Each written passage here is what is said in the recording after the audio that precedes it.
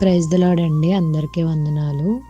ఈరోజు వాక్య భాగం ఏంటంటే యోబు 5వ అధ్యాయం 18వ వచనం అండి. ఆయన గాయపరిచి గాయమును కట్టును, ఆయన గాయము చేయును, ఆయన చేతులే స్వస్థపరచును.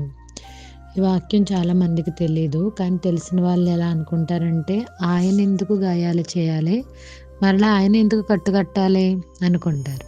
డాక్టర్ దగ్గరికి వెళ్తే తగిలిన గాయానికి కొట్టుకడతాడు, కానీ అతనే మనల్ని శిక్షించి కొట్టుకట్టడు. కానీ ఈ యొక్క వైద్యుడు ఏం చేస్తాడంటే ఆయనే గాయం చేసి ఆయన స్వస్థపరుస్తాడట. అయితే అలాంటి సందర్భాలను ఒక 2 సందర్భాలు మనం బైబిల్లోంచి చూద్దాం.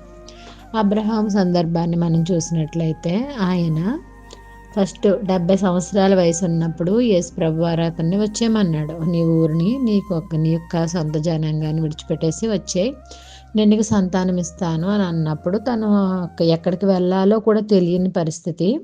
చెప్పలేదు దేవుడు పలానా దిక్కునికి వెళ్ళాలి అని. అయినప్పటికీ తను విడిచిపెట్టేసి వచ్చాడు. వచ్చినప్పుడు ఏమైందంటే 70 ఏళ్ళు కాస్త 90 ఏళ్ళు అయ్యాయి, 90 ఏళ్ళు కాస్త 100 ఏళ్ళు అయ్యాయి.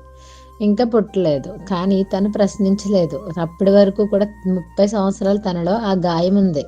ఇంకా నాకు బిడ్డలు పుట్టలేదేటి, ఇంకా నాకు బిడ్డలు పుట్టలేదేటి. అయితే 100వ సంవత్సరాన్ని దేవుడు దర్శించి తనకి ఒక సంతానాన్ని ఇస్తానని వాగ్దానం చేశాడు. అన్నట్లుగానే వాగ్దాన పుత్రుడైన ఇస్సాకును తను ఇచ్చాడు.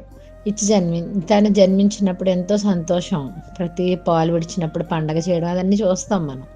అయితే ఏంటంటే ఇక్కడ మనం చూడాల్సింది గాయపరిస్తే ఎవరు? దేవుడే. పిల్లలు ఇవ్వకుండా ఆపద దేవుడే. అయితే అది గాయం కట్టబడుతుందా అని అందరూ అనుకుని ఉండొచ్చు, కానీ తన జీవితంలో గాయం కట్టబడింది. అది కూడా దేవుడే చేశాడు. తర్వాత మనం ఇంకొక వ్యక్తి ఎవరంటే యోబు. యోబు విషయంలో మనం చూసినట్లయితే తను ఎన్నో గాయాలు పొందాడు.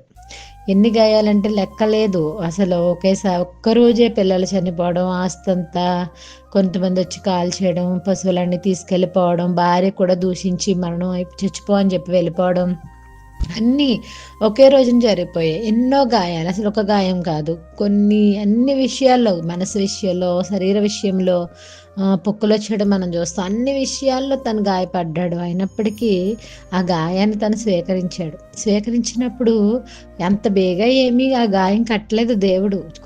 కొంత సమయం కాల వ్యవధి పట్టింది. అప్పుడు పట్టినప్పుడు దేవుడు ఏం చేశాడు? వెంటనే చనిపోవడం అంటే ఒక నిమిషంలో అయిపోతుంది, కానీ పుట్టడం అంత ఈజీ అండి?